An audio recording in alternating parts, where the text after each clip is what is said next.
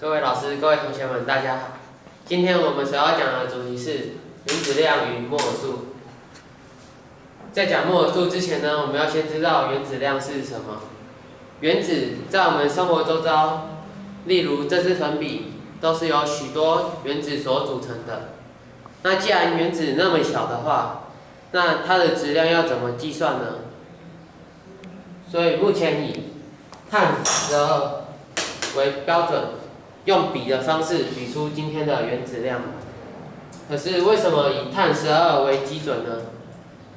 因为我们都知道原子的质量大约是由质子与中子的总和，而科学家研究发现，碳刚好有6个质子与6个中子，所以目前以碳12作为基准，比出今天的原子量。而且要注意哦，因为原子量是比出来的，所以没有单位。原子量没有单位。在讲完原子量呢，我们就可以来讲分子量了。分子是由原子所组成的，所以分子量也就是原子量的总和。例如，水分子是由2个氢原子与1个氧原子所组成，而氢的原子量是1，因为有2个，所以就写2。而氧原子量是16，可是只有1个，所以就写16。所以水分子的分子量就是18。这样了解了吗？因为分子量是原子量的总和，原子量没有单位，所以分子量也没有单位，分子量也没有单位。这样讲完了原子量与分子量，那我们就可以来讲摩尔数了。前面也讲过。原子是极小，非常非常小。那么它的粒子个数该怎么算呢？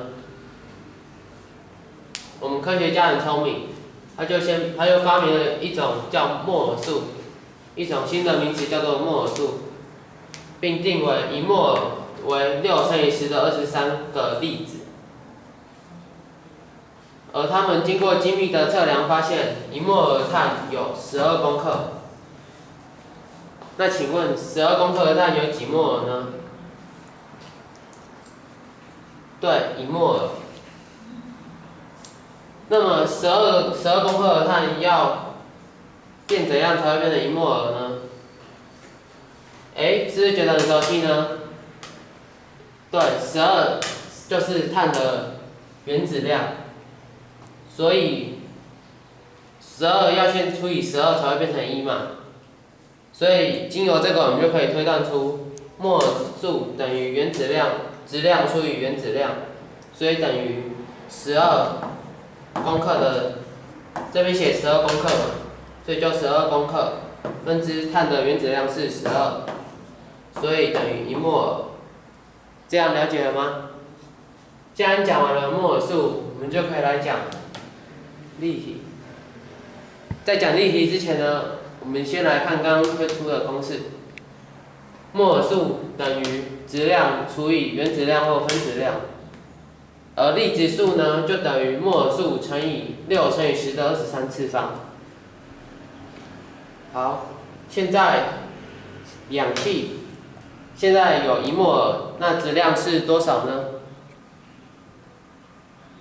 我们都知道，要求质量的话，要先知道氧气的分子量，氧原子的原子量是16，因为有2个，所以要乘以2，所以氧气的分子量就是32。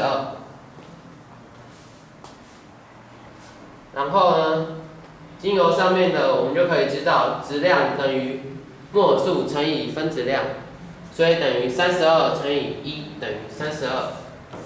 所以1摩尔的氧气就有32公克。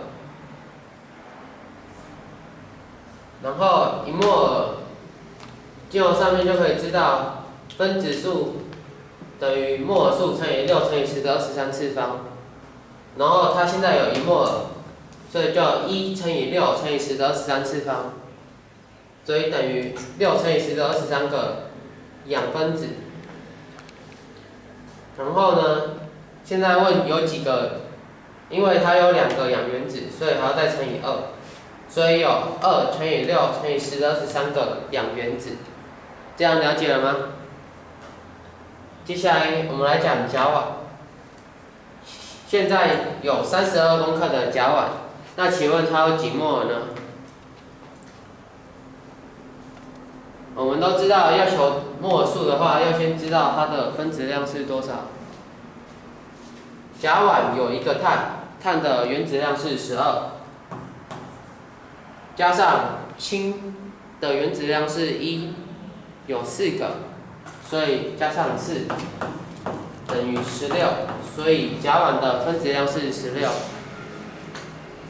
既然知道了它的分子量，也知道它的质量，那就可以求摩尔数了。摩尔数呢，就是等于质量除以摩尔数，所以等于32除以16，所以就是2摩尔。所以32公克呢，就有32公克的甲烷就是2摩尔。然后呢，这边就说了嘛，摩尔数乘以6乘以10的23次方等于它的分子数，所以要2乘以6乘以10的23个甲烷，所以它的分子数就是这样。然后呢，原子它现在问有几个碳，因为这边只有一个，所以是1乘以2乘以60的23次方。